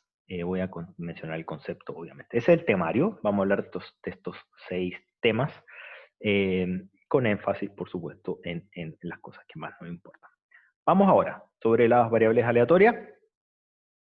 Voy a tratar de ir ordenado, chiquillos. Si me desordeno, me disculpan, pero en general cuando hablo no se me van los temas, así que lo ocupo esto como un punteo nomás para acordarme de lo que quiero transmitirles. Esto ya se los dije en la explicación inicial, pero voy a ir tomando punto por punto.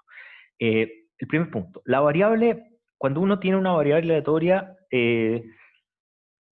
lo principal es poder abrir toda la gama de análisis que te abre el cálculo. El cálculo es generalmente multivariado, porque vamos a estar hablando de una variable aleatoria, pero cuando hablemos de variable aleatoria estocástica que varían en el tiempo, vamos a estar en presencia de múltiples variables aleatorias. En general estamos hablando de cálculo en varias variables. Entonces, vamos a pasarnos desde el mundo, matemáticamente hablando, nos vamos a pasar del mundo de los conjuntos, nos vamos a pasar al conjunto, digamos, de todo lo que, del álgebra al cálculo. Eso es súper rico porque no va a abrir esta gama de análisis que, como hay norma, uno puede hacer una taxonomía, uno puede ordenar las cosas. Uno puede decir el amarillo es mejor que el rojo, por ejemplo.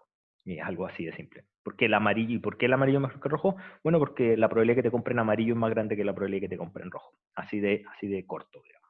¿Ya? Entonces, eso es lo que uno hace, se pasa de conjuntos a números.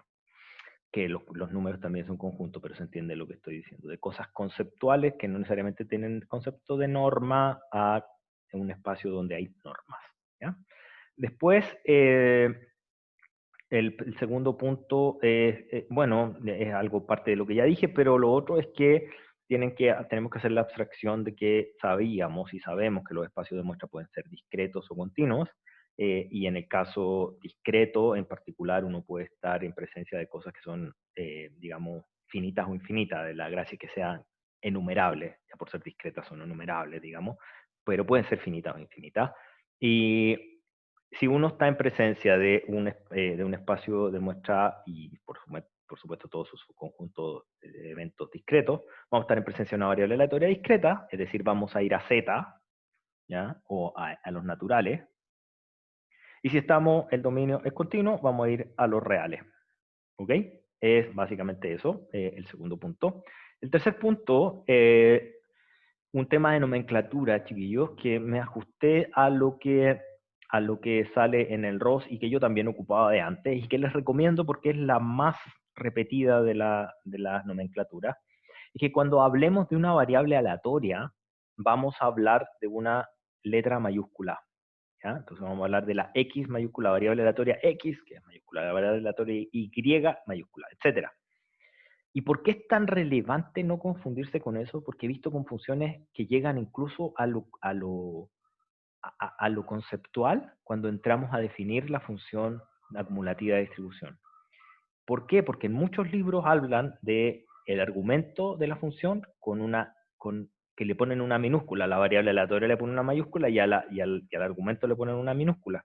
Y muchas veces hay confusión en los alumnos. Lo que yo hago es, lo voy a hacer explícito ahora, y les digo explícitamente, la variable aleatoria, digamos, la abstracción de lo que se convierte el evento, que era un conjunto y ahora pasa a ser un número, vamos a esa abstracción a denominarla con una mayúscula. Si yo quiero referirme a alguna posible o qué es lo que pasaría con alguno de esas variables aleatorias, si que tienen relación con algún otro número, eso va a ser el argumento de funciones y le vamos a llamar x pequeña. O a veces yo ni siquiera le voy a poner eso, sino que voy a ocupar otra letra para que no exista confusión, como lo voy a hacer más abajo. Pero si llegara a ocupar la nomenclatura mayúscula, minúscula, porfa, no se confundan. Hagamos un ejemplo chiquitito, el ejemplo chiquitito de variable aleatoria. Una variable aleatoria, por ejemplo, pudiera ser lo que dice ahí, y este lo tomé, es súper clásico, digamos, no sale en todos los libros, pero en particular estaba en el ROS, que es la variable aleatoria X, que represente la suma del resultado de lanzar dos dados. Es decir, el evento es, digamos, la acción es lanzo dos dados. Esa es la acción. El espacio de muestras, por ende, es que me salga 1, 1, y que me salga 1, 1, 1, 6, 1, 2, 5, 3, 4, lo que sea. Y van a ver una serie estoy hablando de la suma, chiquillo, no estoy hablando de todos los posibles, sino que estoy hablando de lo siguiente. Si yo lanzo, lo explico mejor. Si yo lanzo y me salen dos unos, la suma va a ser 2. Dos unos, la suma va a ser 2.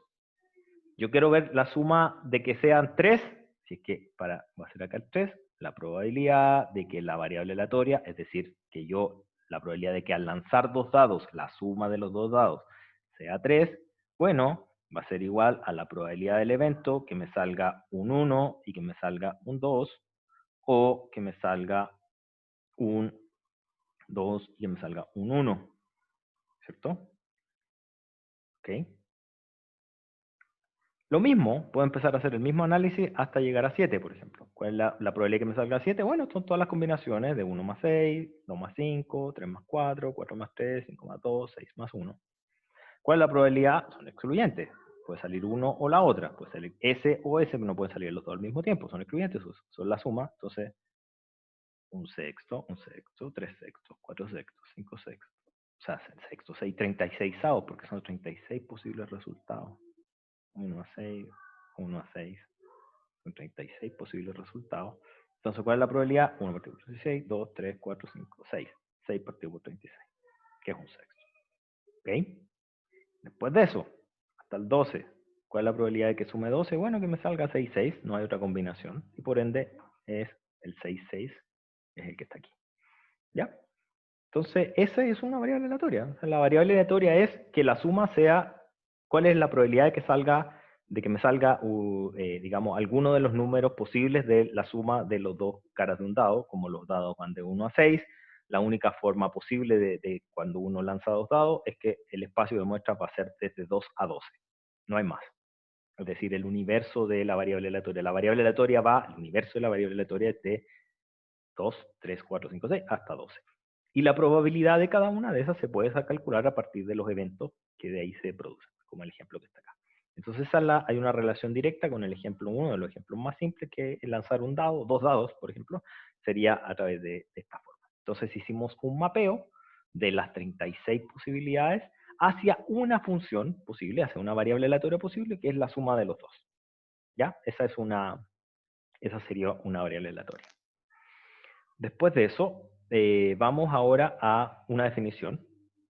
Y la primera definición, que es recontra relevante que se acuerden y que la entiendan, y que ahora aquí voy a hacer en grandecito. La distinción, la voy a escribir al tiro, es lo siguiente. Mayúscula esa de aquí. ¿Ya? Y la definición es la siguiente. La función de distribución es una definición, chiquillo, es la función de distribución acumulativa de probabilidad, o alias función de distribución, alias función de distribución acumulada, alias función de frecuencia relativa. Pero yo le voy a llamar la función de distribución. F grande, generalmente, le doy cuando me van a escuchar decir. Y es una definición y que tiene que ver con, como su nombre lo indica, con acumular todos los posibles resultados de una variable aleatoria X hasta un cierto argumento X minúscula. Hasta un cierto argumento X minúscula. Es decir, tú tomas todos los posibles resultados desde menos infinito hasta X, los acumulas y esa suma o esa acumulación de probabilidades, integral, dependiendo si es discreta continua o sumatoria, va a ser esa acumulación que le vamos a llamar f de x. ¿Por qué puse esta nomenclatura de acá? Para hacerles la separación y que no se me confundan con la x mayúscula y la x minúscula. El a, al igual que el índice de la sumatoria, es un argumento. El x chico, x minúscula, que está acá, es un argumento. El a es un argumento y como tal, yo le puedo poner cualquier nombre. Le puedo poner carita, si quiero, una carita. Entonces, de que sea menos que carita. Es un argumento nomás, da igual. Es una estrella, me da igual, lo que sea. La variable aleatoria sigue siendo la variable aleatoria X. Es decir, que la suma del lanzamiento de un dado sea menor o igual que 3. ¿Cuál es la probabilidad?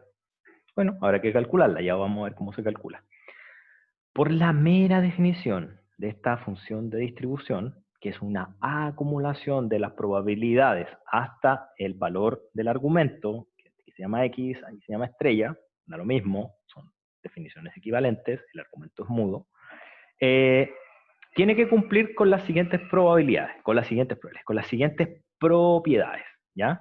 Lo primero es que, como es una probabilidad, f de x es una probabilidad. Miren acá la definición, f de x, la f grande, la función de distribución, es una probabilidad, y por ende necesariamente es positiva.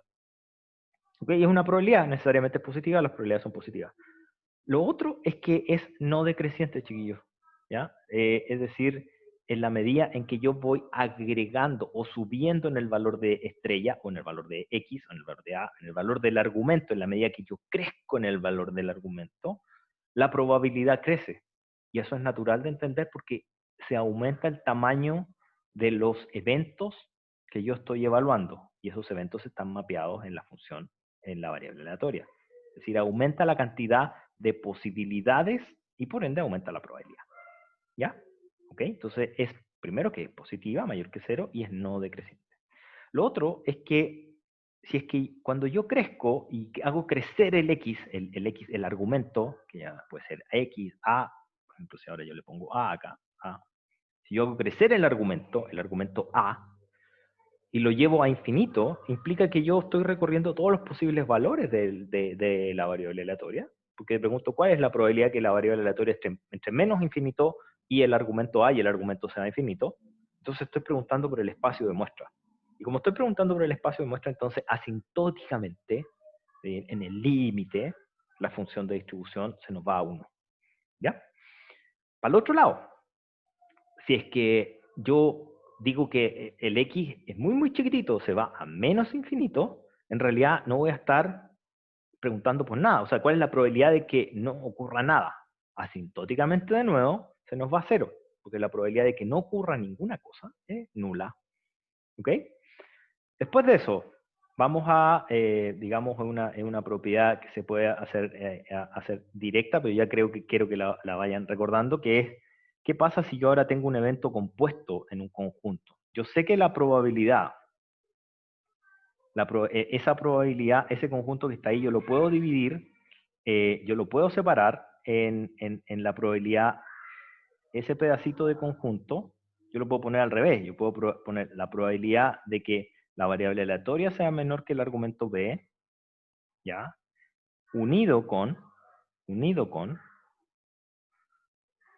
la probabilidad de que la variable aleatoria sea mayor que el argumento A. Esto es, esa que está ahí, es por definición la acumulación hasta B. Perdón, me equivoqué de llave. Ahí estoy con el tablet, que me cuesta un poquito rayar.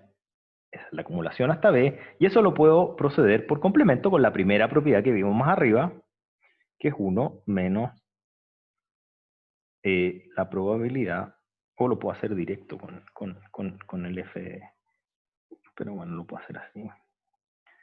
Espérenme que se me rayó esto, esto lo puedo hacer así, F de A.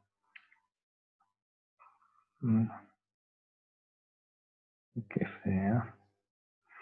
Y esta es el complemento de A es este. Espérenme un cachito. Este que está acá, complemento de A. Este es el F complemento de A. ¿Ya? Y este es F de B menos F de A.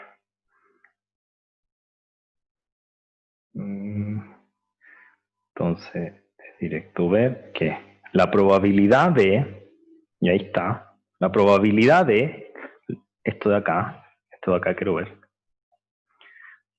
la probabilidad de que tomo un evento sobre otro, es decir, si yo tomo un evento sobre otro, directo, un argumento, está al revés, entre comillas, pero si este es más grande que este, lo que acumulo hasta este es más grande que este, ¿ya? Eso es lo que quiero ver, ¿ya? Es simplemente eso, ustedes ponen una función de probabilidad hasta acá, función de probabilidad hasta acá, si lo que acumulan está más grande hasta acá, entonces lo acumulado hasta este punto es mayor, lo acumulado a este punto es menor, ¿ya? Vamos ahora, chiquillos, espérenme un cachito, voy ahora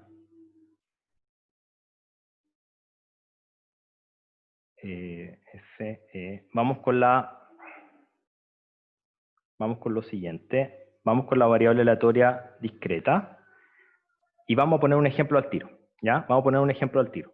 ¿Qué es lo que pasa cuando uno está en presencia de una variable aleatoria de un evento, de un espacio de muestra que es discreto? El ejemplo del dado, el ejemplo de la moneda, etc. Y ese evento aleatorio, que es discreto, uno ahora quisiera, ahí estoy aceptando a la persona que me dijo, que me pidió el compañero, y ese evento aleatorio, cuando uno dice, bueno, pero ¿qué pasa cuando en vez de querer analizar una acumulación, yo quiero analizar un valor en particular, que es como eso de acá? Suponga que eso todavía no lo he escrito, ¿ya? Suponga que eso todavía no lo he escrito, y entonces, antes yo preguntaba, ¿qué pasa si la variable aleatoria es menor o igual que un argumento? Pero ahora no, estoy preguntando, ¿qué pasa si la variable aleatoria es igual a algo? Y yo estoy en el mundo en el cual una variable aleatoria es discreta, es decir, es cara, es sello, es verde, azul, es rojo, y cada uno de esos yo le voy a agregar a hacer un pareo, un mapeo, como yo le llamo, hacer un mapa con un determinado valor. Cuando eso sucede, yo puedo definir lo siguiente. Esto es una definición. Y esta definición es la siguiente. ¿Qué es lo que pasa cuando la variable aleatoria iguala a un determinado valor discreto de ese punto? Y aquí vamos a estar en presencia no de una acumulación, sino que una de probabilidad que se llama probabilidad puntual, o de masa, probabilidad puntual de masa, o probabilidad discreta. A veces le ocupan la misma f de la continua, ¿ya? Entonces ese es el segundo concepto. Y ese segundo concepto es la función de densidad, ¿ya? Entonces en uno acumulan y en el otro sacan la probabilidad de un punto.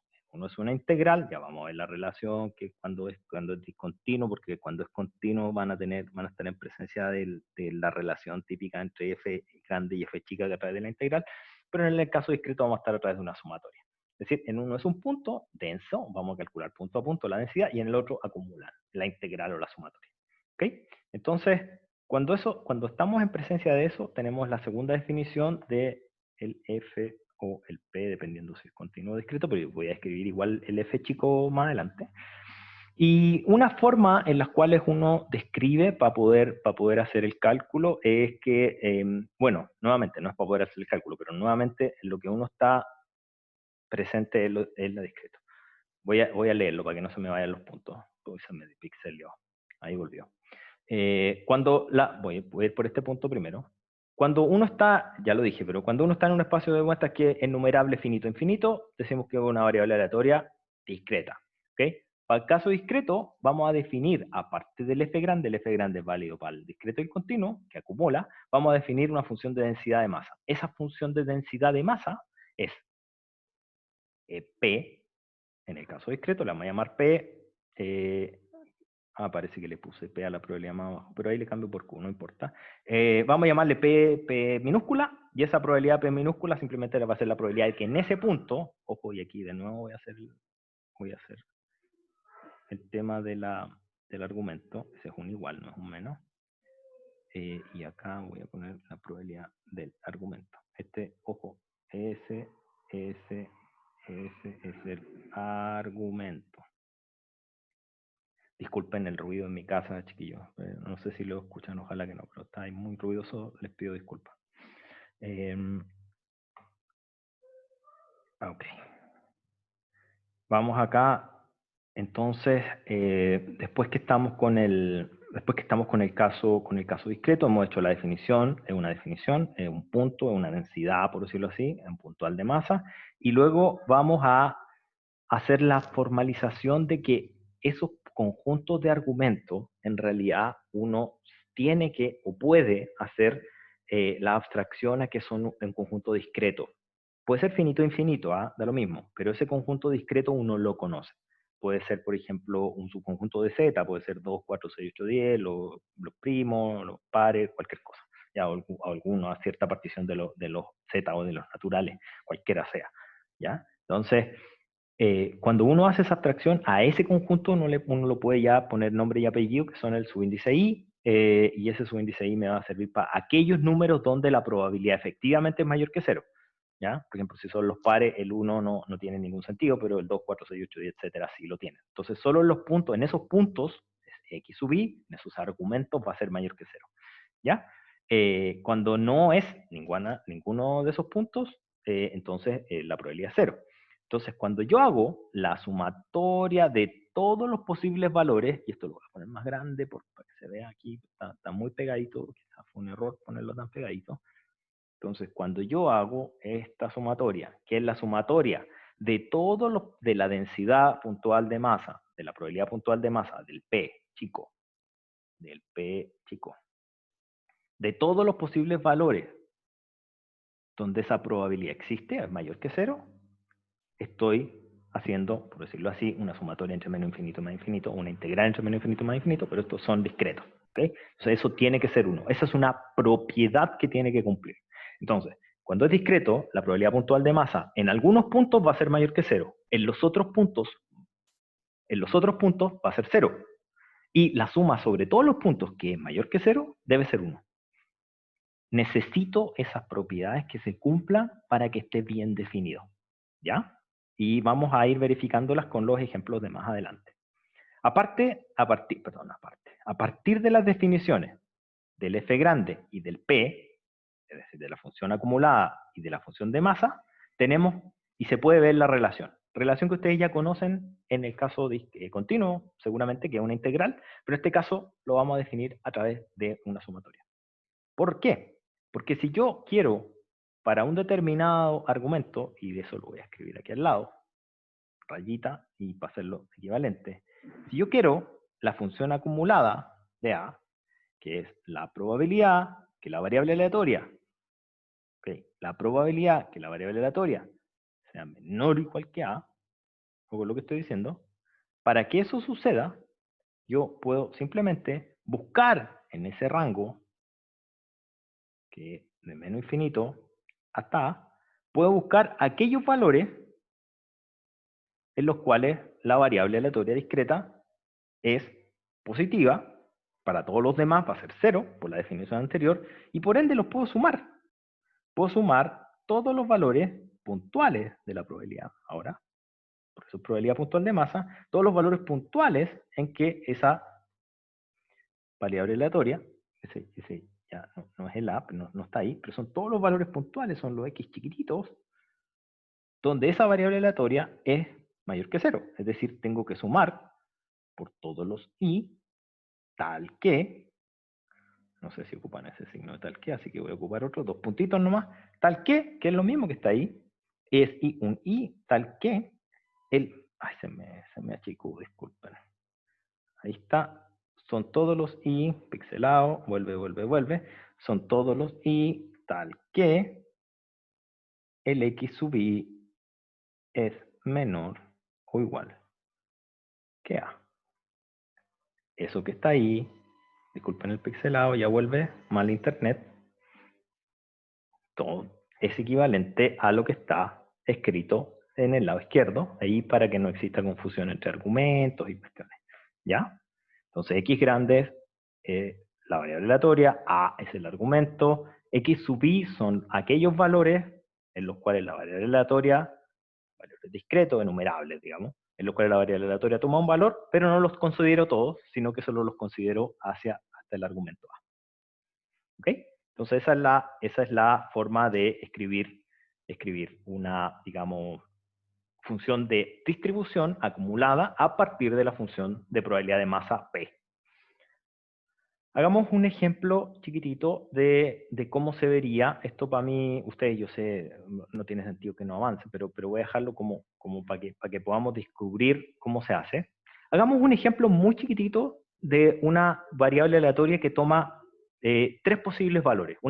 Imagínense una variable aleatoria discreta que toma solo tres valores. Esos tres valores son 1, 2 y 3. No hay más. Es una variable aleatoria, es un ejemplo numérico como para ver la forma de f de una función acumulada, y esa forma de f, cuando la estemos viendo, quiero ver cómo se ve gráficamente para que ustedes se la imaginen. Es decir, con la propiedad que vimos más arriba, que era no decreciente, con la propiedad de que, ojo que no dije creciente, dije no decreciente, monótona no decreciente, ese es el nombre porque hay partes que puede ser plana, que es positiva y que tiene los límites a infinito se va 1 y menos infinito se va 0. ¿Ya? Quiero ver esas propiedades a través de un ejemplo súper chiquitito, que con números. ¿Ya?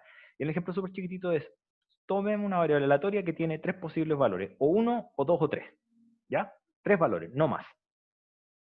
Y que cada uno, la probabilidad que ocurran esos valores son que salga 1 es un medio, que salga 2 es un tercio y que salga 3 es un sexto. ¿Ya?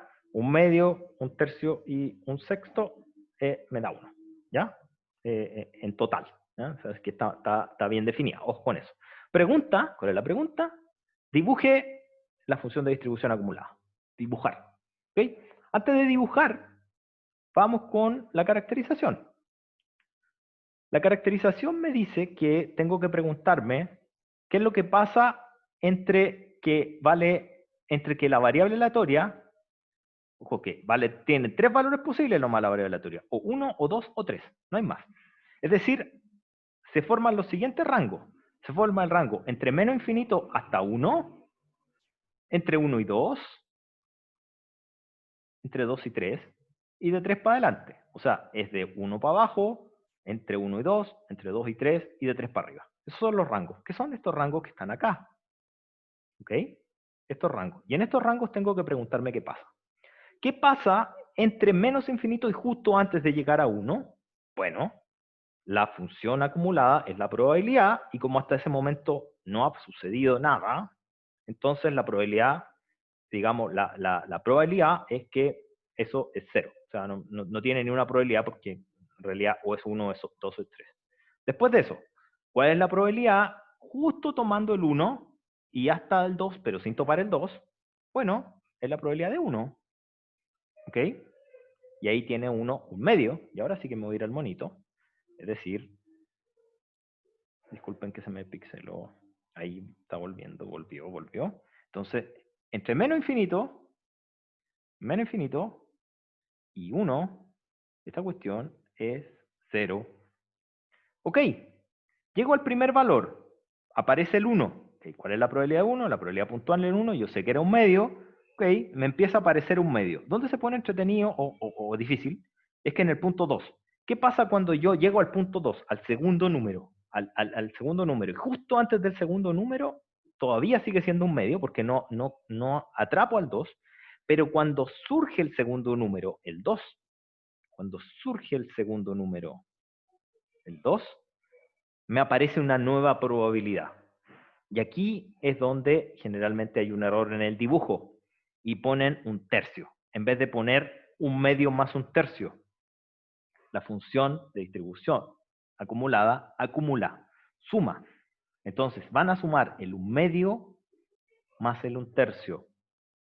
¿Ya? Se van a sumar, se adicionan porque acumula que haya ocurrido el 1 y que haya ocurrido el 2.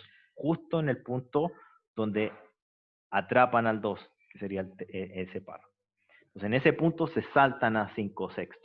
Exactamente con el mismo argumento, uno sigue, no sucede el 3, no sucede el 3, no sucede el 3 hasta este punto. Y en este punto, ustedes cuando suben, se suben en 1/6, en el último paso, pero lo acumulan a lo anterior. Entonces, ¿qué pasa? Que cuando acumularon los tres valores, hacia el infinito, cuando tiende a infinito, la función vale 1. Cuando se va a menos infinito, la función vale 0. Hay un 0 aquí. ¿Ya? Entonces, lo otro que tienen es que es no decreciente. ¿Por qué no digo creciente? Porque en esta zona, y tiene muchas mesetas, y en esa zona se queda planito, digamos. No crece ni decrece. Entonces, esto que está acá es una función monótona no decreciente. ¿Ya? Esta es la forma de una variable aleatoria, de una función de distribución. Pueden ser, por supuesto, esta tiene escalones, no diferenciable, pudiera ser digamos, existen, por supuesto, continuas, hay de todo, pero este es un ejemplo muy chiquitito, discreto, y que se puede armar digamos, creo que sale el mismo o muy parecido en el ROS, ¿ya? De nuevo les pido disculpas por todo el ruido que había, disculpen, chiquillos. Quería comenzar, pero estoy viendo la hora que estamos ahí en tiempo, de hecho me pasé 10 minutos. Vamos a ver la esperanza de una variable aleatoria discreta, pero es con lo que vamos a seguir después. Y luego que veamos la esperanza, dado que hemos visto qué es lo que es el P chico, que es la función de distribución, vamos a ir con la esperanza, la distribución. Hemos visto P y la esperanza, después que ya hemos visto esto, vamos a ver las 3 o 4 funciones discretas que quiero verles, que son las que siguen para acá abajo, que es la moneda, disculpen el pixelado, vamos a ver la moneda, la Bernoulli, la binomial, la geométrica, y vamos a ver la Poisson, ¿ok? Con esas en mano yo creo que son las más importantes. Vamos a seguir adelante, ¿ya? Eso, chiquillos, estoy en el tiempo y prefiero cerrar aquí, hasta aquí. Voy a anotarlo para que no se me olvide. Está súper pegado mi computador. Bueno, no, ahí lo marco después. Está súper pegado mi computador. Quiero dejar abierto mientras voy guardando el archivo y eso, preguntas si es que las hubiera, y si no, digamos, voy cerrando nomás, pero les dejo ahí abierto el micrófono. No, nada más que ya. Voy a ir guardando acá para guardarle las notas. Lo de siempre, voy a guardar esto, voy a dejar de grabar en este momento.